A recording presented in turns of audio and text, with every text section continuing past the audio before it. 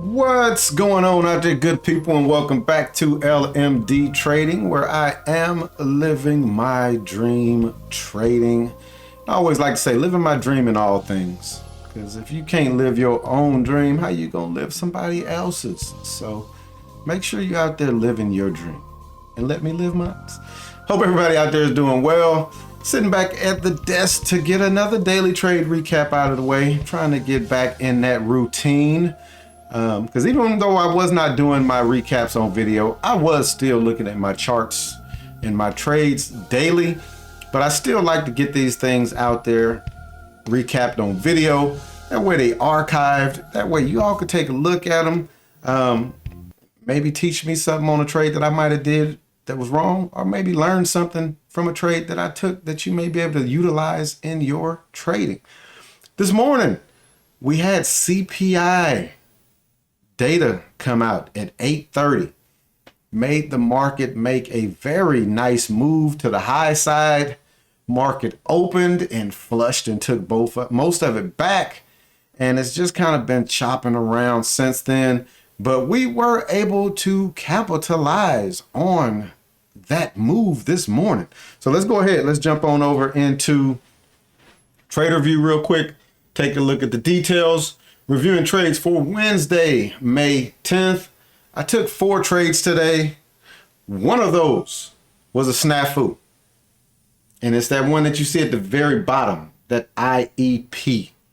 I had an order in the system yesterday to buy a contract, to buy a call.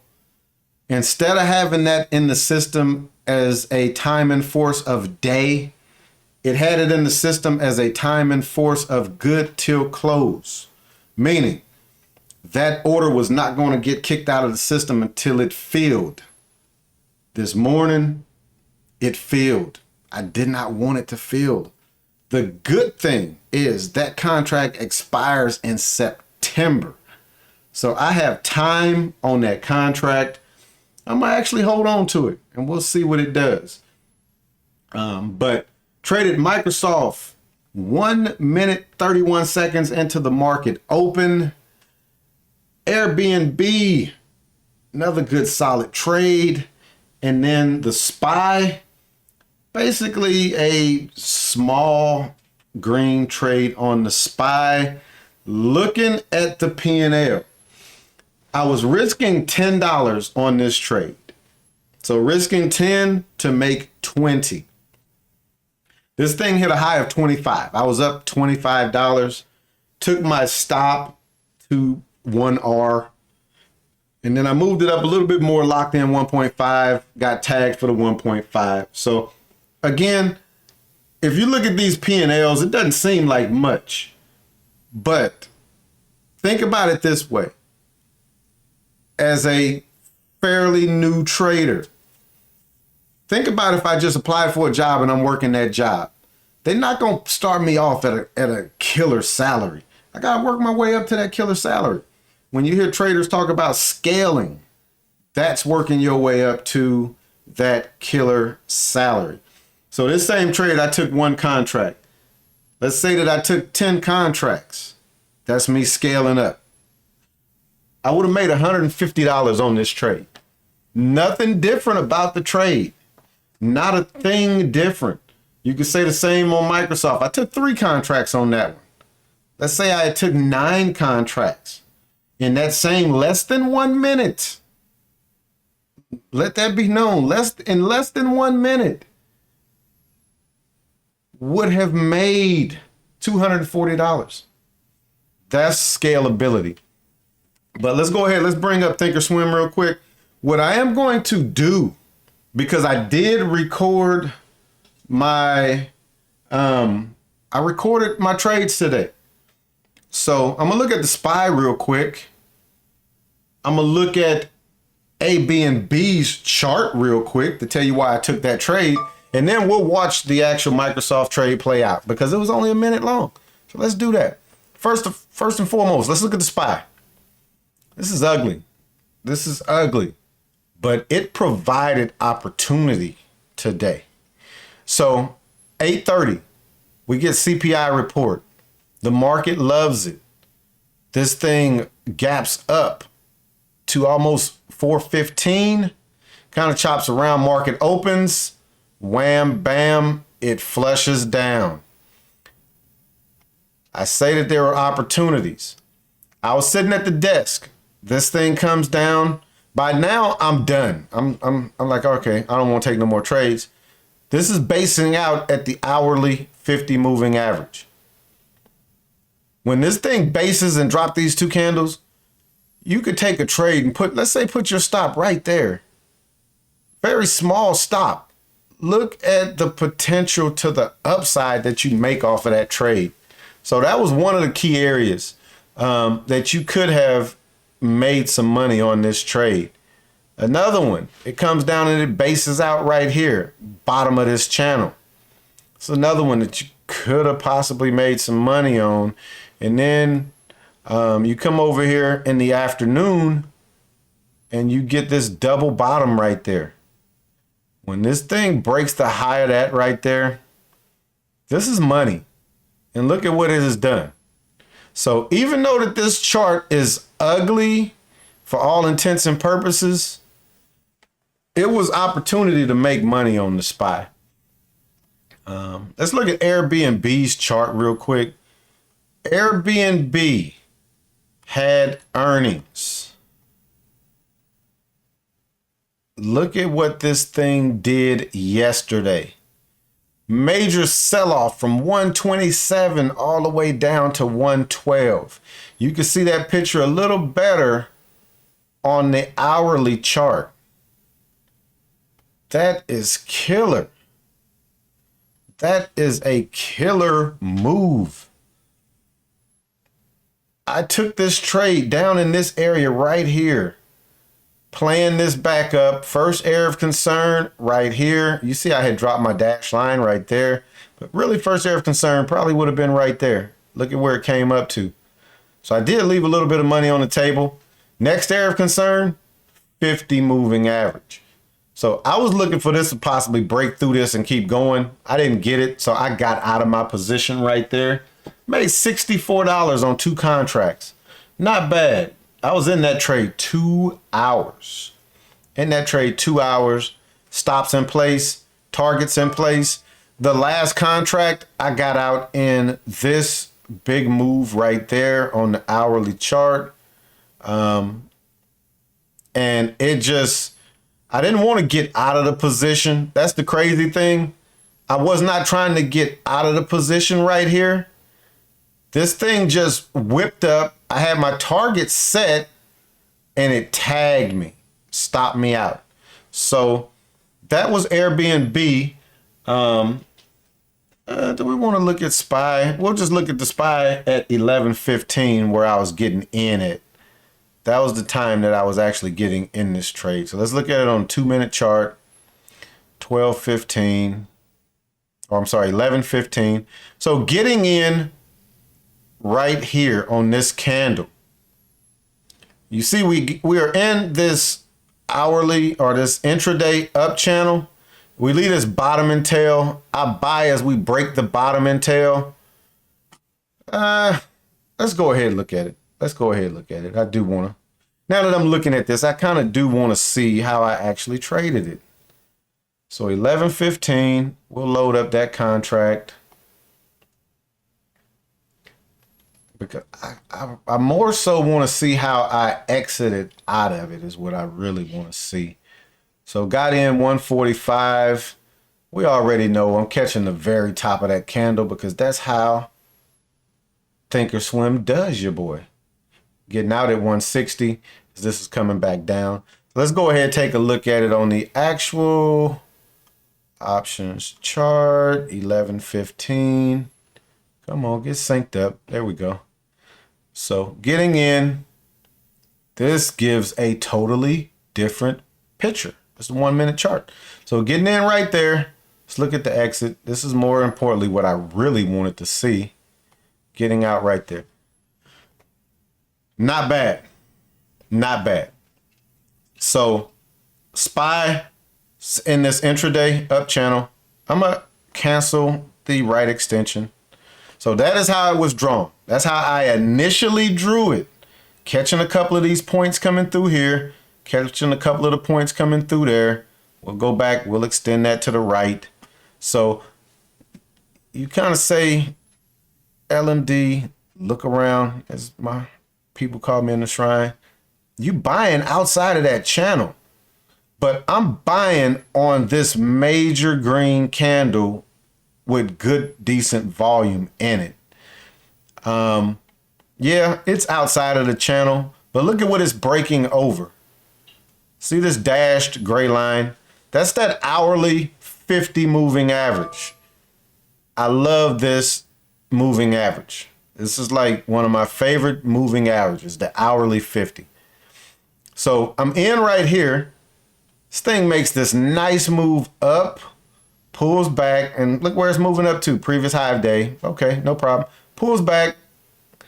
I dropped this line. It's white because this is a line that myself and Vega were talking about in the Discord. Major key level. Can't call it support, can't call it resistance. It's a level. It depends on what side of the trade the stock is working as to what it is. So right here, it's a key support area. Look at what it does. Catches support. Boom. Pushes this up. VWAP kind of rejects the VWAP, comes back down. I get out as it's pushing back down the previous day's high. Buyers give it one more try to get it up over VWAP. They can't do it. Right here is a good short. Right there is a good short. And look at what it does. It just gives up the ghost. But this was a SPY trade. Good trade. Like I said, made $15, which is representative of 1.5 R of my risk. The trade actually went a little over 2 R. So it was a good trade. Again, if I'm sized in 4 contracts in this trade, I would have made $100 because up here we would have been a little over $100. But let's go ahead. Let's take a look at Microsoft real quick. So this is my setup. I got Microsoft pulled up. I got the contract that I'm interested in. We see Microsoft in an intraday downtrend on the 2-minute chart. I'm gonna go ahead and start it.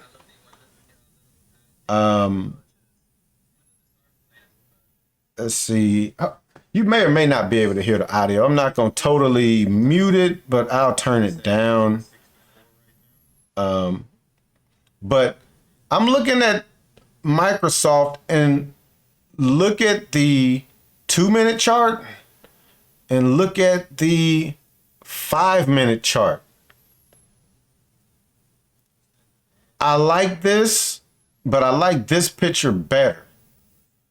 And watch what happens. Let's just sit back and watch what happens. It's going to take about 2 minutes to play out. Boom, it's gone. I missed the move. Yes, I'm chasing. I know I'm chasing, y'all. I take 3 contracts. But let's look and see. Look at that. I'm already up $50 on those 3 contracts. So now I'm going to turn my volume back up. Because now I'm like, how am I going to manage this? Do I want to get out of 1? Do I want to get out of 2? So nope, I get out of 2 of them. You see right there, I was up $90. Nice.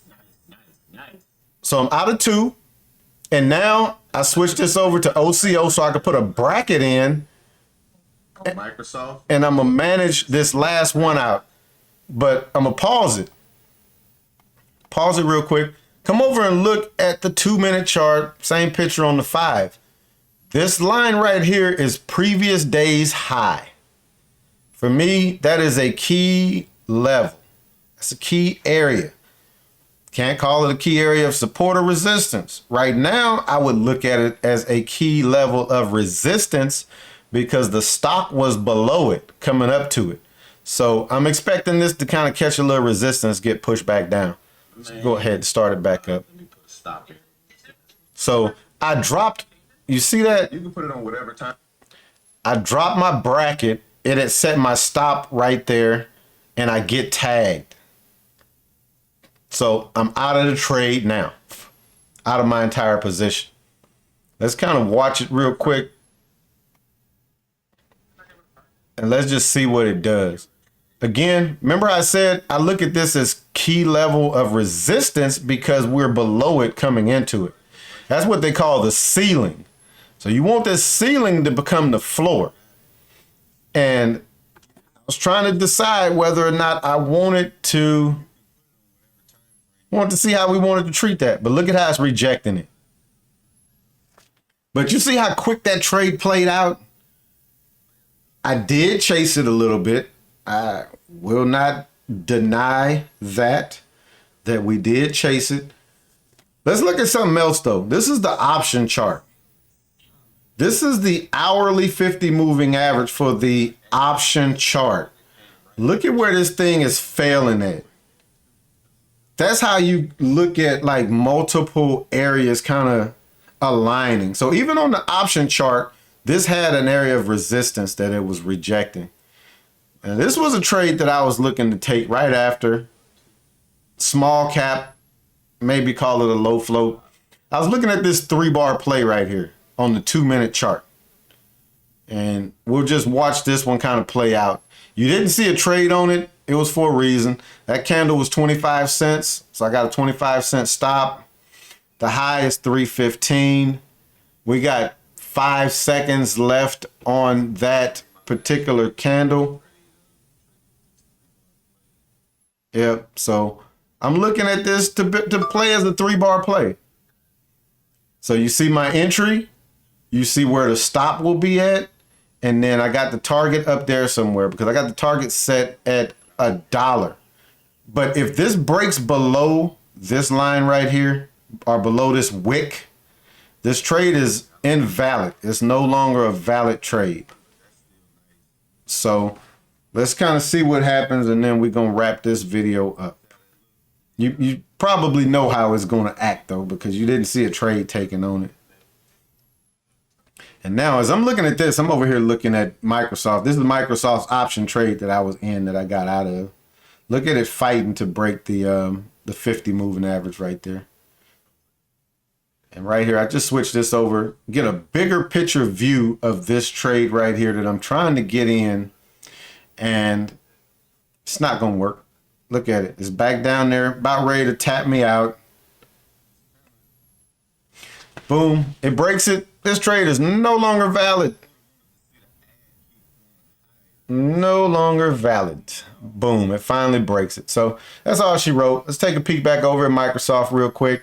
Look at it rejecting the 50 moving average on the option chart. But yeah, and now you see I'm canceling that order out. I just click that X. That trade's no longer valid. Could possibly try to take it as a buy setup right here.